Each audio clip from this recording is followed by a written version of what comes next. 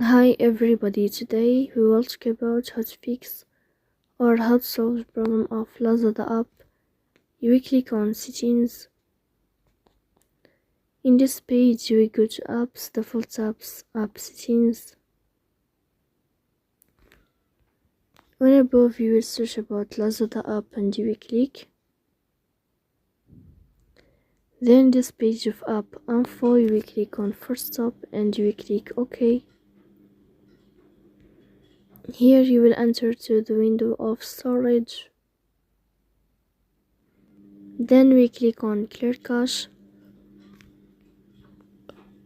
But pay attention, don't click clear data because that can delete your account or can cause you errors on your app. So please don't forget to support us by like and subscribe.